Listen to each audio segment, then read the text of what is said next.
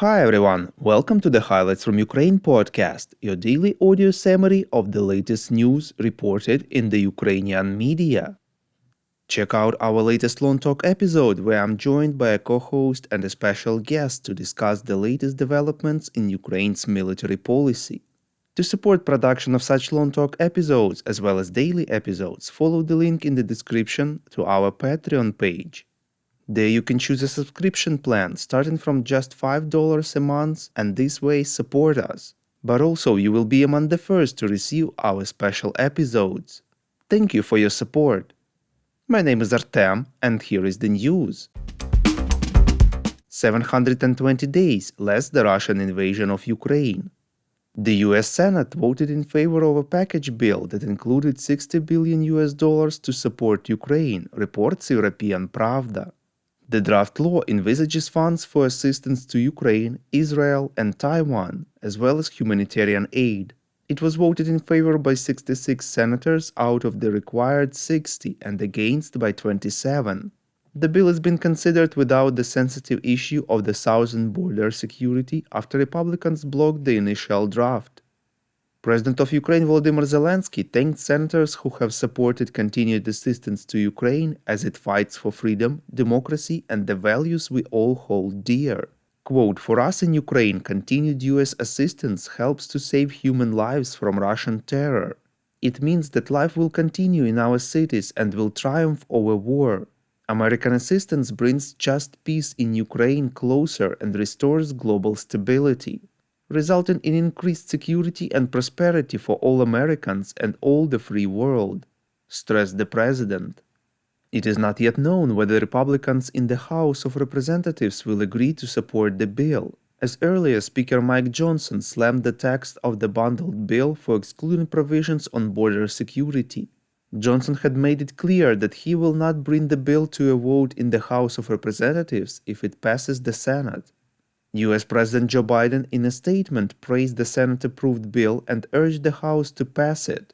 Quote, "I applaud the bipartisan coalition of senators who came together to advance this agreement, and I urge the House to move on this with urgency. We cannot afford to wait any longer. The costs of inaction are rising every day, especially in Ukraine," unquote, the US President said. He added that there are already reports that Ukrainian troops are running out of ammunition on the front line while Russian troops continue to advance, and Putin continues to dream of conquering the Ukrainian people.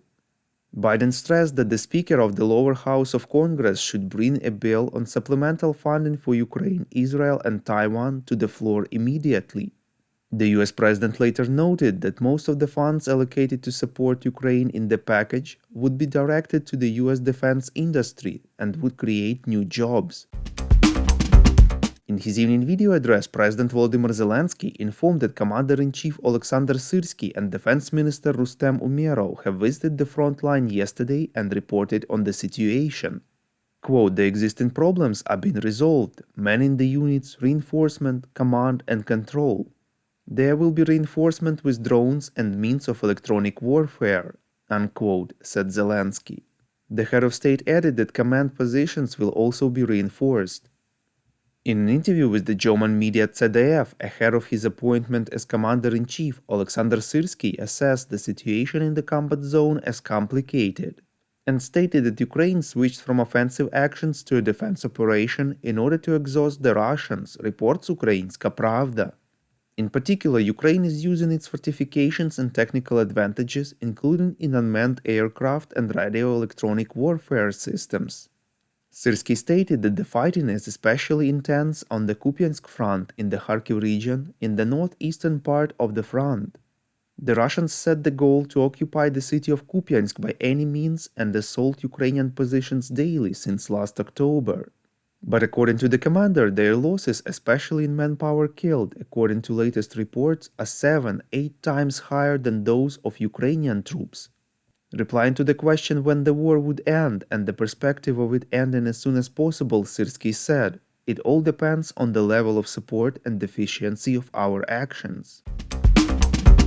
We would really appreciate if you could recommend us to your friends and family, as well as share information on social media. This way more people would learn about the podcast and truth about Russia's invasion of Ukraine. The complicated situation remains near the city of Avdiivka in the Donetsk region in Ukraine's east.